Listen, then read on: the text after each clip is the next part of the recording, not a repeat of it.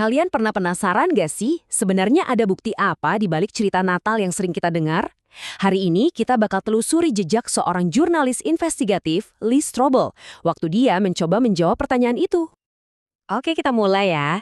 Penyelidikan Strobel ini dipicu oleh satu pertanyaan utama. Siapa sih sebenarnya bayi yang ada di palungan itu? Dan yang nanya ini bukan orang sembarangan loh. Dia itu Lee Strobel, seorang reporter Chicago Tribune yang terobsesi sama fakta. Dia terlatih banget untuk memisahkan mana bukti dan mana fiksi.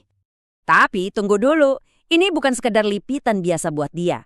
Ini jadi sebuah pencarian pribadi yang dipicu oleh sesuatu yang benar-benar mengguncang keyakinannya. Bayangin deh, Strobel ngeliat pemandangan yang kontras banget. Di satu sisi, ada keluarga yang nggak punya apa-apa tapi penuh damai. Di sisi lain, ada dia yang punya segalanya tapi rasanya kosong. Ini yang bikin dia penasaran. Dari mana sih datangnya harapan yang sejati itu? Jadi, apa yang dia lakuin? Ya, dia ngerjain apa yang paling dia jago. Dia bakal investigasi klaim-klaim kekristenan ini pakai standar jurnalistik dan hukum yang paling ketat. Yuk kita ikuti perjalanannya. Nah, dari mana seorang jurnalis memulai investigasi? Ya jelas dari sumbernya langsung. Langkah pertama Strobel adalah menguji fondasi dari semuanya. Apa catatan sejarah di Alkitab bisa beneran dipercaya? Coba deh kita lihat, siapa sih penulis Injil-Injil ini? Strobel menunjukin kalau mereka ini pilihan yang aneh banget kalau tujuannya buat ngarang cerita. Ada pemungut cukai yang dibenci, ada dokter, ada nelayan sederhana. Logikanya kan, kalau mau ngarang cerita biar dipercaya, kenapa milih saksi-saksi yang dianggap remeh? Justru ini yang bikin catatan mereka jadi lebih kredibel. Terus kapan catatan ini ditulis? Ratusan tahun setelah kejadian? Ternyata enggak. Investigasi ini nunjukin kalau Injil ditulis pas para saksi mata masih hidup. Jarak 30-60 tahun itu untuk standar sejarah kuno cepet banget. Ibaratnya kayak breaking news zaman dulu. Ini penting karena artinya masih banyak orang, termasuk yang nggak percaya, yang bisa langsung nyanggah tulisan itu kalau nggak akurat. Buku ini juga mengutip para ahli, salah satunya Dr. John McCrae, seorang arkeolog yang mengkonfirmasi akurasi Lukas, penulis yang nulis hampir seperempat perjanjian baru. Bayangin, para arkeolog udah ngecek 32 negara, 54 kota, dan 9 pulau yang disebutin Lukas, dan hasilnya nggak ada satupun kesalahan ditemukan. Tapi tentu aja ada tantangannya. Selama bertahun-tahun ada kritikus yang bilang, kota Nazaret itu jangan-jangan nggak pernah ada di zaman Yesus, karena jarang disebut di catatan kuno lainnya. Tapi ternyata skop para arkeolog akhirnya bersuara. Ada penemuan-penemuan kayak daftar keluarga imam dan makam-makam dari abad pertama yang akhirnya mengonfirmasi adanya sebuah desa kecil, persis di lokasi dan waktu yang digambarkan Injil. Oke, jadi catatannya bisa diandalkan secara historis. Tapi pertanyaan selanjutnya ini jauh lebih besar. Investigasi Strobel sekarang beralih dari apa yang terjadi ke siapa sih sebenarnya pria ini? Apa Yesus benar-benar nunjukin atribut-atribut Tuhan? Nah, ini ngebawa kita ke inti misteri Natal, inkarnasi. Gagasan kalau Tuhan yang tanpa batas masuk ke dunia yang terbatas sebagai seorang manusia. Ini nih paradoks ilahi yang coba dijelasin sama para teolog di buku ini. Gimana bisa Tuhan yang Maha Tahu bilang dia nggak tahu kapan waktunya dia akan kembali? Gimana bisa Tuhan yang Maha Kuasa merasa lelah? Inilah inti dari misteri itu. Yang Strobel temukan tuh menarik banget. Yesus nggak sering-sering bilang, "Hei, aku Tuhan loh." Justru tindakannya yang berbicara.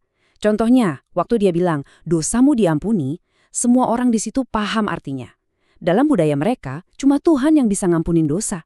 Jadi, itu adalah klaim keilahian yang sangat kuat, tanpa harus diucapkan langsung. Oke, selain dari kata-kata dan perbuatannya, Strobel ngeliat bukti unik lainnya, semacam sidik jari yang udah ada ratusan tahun sebelumnya, nubuat dari perjanjian lama. Konsepnya tuh simple, tapi kuat banget. Ratusan tahun sebelum Yesus lahir, nabi-nabi Ibrani nulis puluhan prediksi spesifik tentang Mesias yang akan datang. Di mana dia akan lahir, gimana dia akan mati, bahkan garis keturunannya. Semua nubuat ini kalau digabungin jadi kayak sidik jari yang sangat spesifik. Dan disinilah investigasinya. Jadi, wah, luar biasa. Menurut analisis statistik di buku itu, kemungkinan hanya 8 nubuat saja terpenuhi secara kebetulan pada satu orang adalah 1:100 kuadriliun. Itu angka nolnya banyak banget, sampai otak kita susah bayanginnya. Salah satu contoh yang paling kuat itu dari kitab Yesaya pasal 53 yang ditulis 700 tahun sebelum Kristus. Nubuat ini ngasih gambaran yang jelas banget tentang Mesias yang menderita dan tertikam karena pelanggaran kita. Sebuah gambaran yang menurut banyak penyelidik, termasuk Louis Lapides di dalam buku ini, cocok banget dengan kisah penyaliban Yesus. Jadi, semua bukti ini, saksi mata, arkeologi, profil ilahi, dan sidik jari nubuat, semuanya ngebawa investigasi Strobel ke satu titik, kesimpulan. Menurut Strobel, semua bukti ini puncaknya ada di satu peristiwa penentu. Kelahiran di palungan itu nggak bisa dipisahkan dari kubur yang kosong. Kebangkitan itu ibaratnya stempel pengesahan dari Tuhan, yang memvalidasi semua klaim Yesus sebelumnya. Buku ini ngasih 3 pilar bukti utama buat Paskah. Pertama, makamnya kosong dan gak ada yang pernah membantahnya. Kedua, lebih dari 500 saksi mata mengklaim telah melihat Yesus yang bangkit.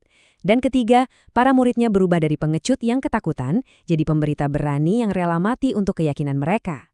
Jadi, apa nih putusan akhir dari si reporter skeptis ini? Ya, setelah 2 tahun meneliti semua bukti, Lee Strobel menyimpulkan kalau kasus yang mendukung Yesus sebagai anak Allah itu lebih kuat daripada kasus yang menentangnya. Dan akhirnya, ia menaruh imannya kepadanya. Kisah Strobel ini kan tentang perjalanan investigasi pribadi dia, yang akhirnya sampai ke sebuah kesimpulan. Seperti yang buku ini tunjukkan, pada akhirnya bukti-buktinya sekarang udah ada di depan mata. Pertanyaan yang tersisa sekarang bukan lagi buat si reporter, tapi buat kita semua.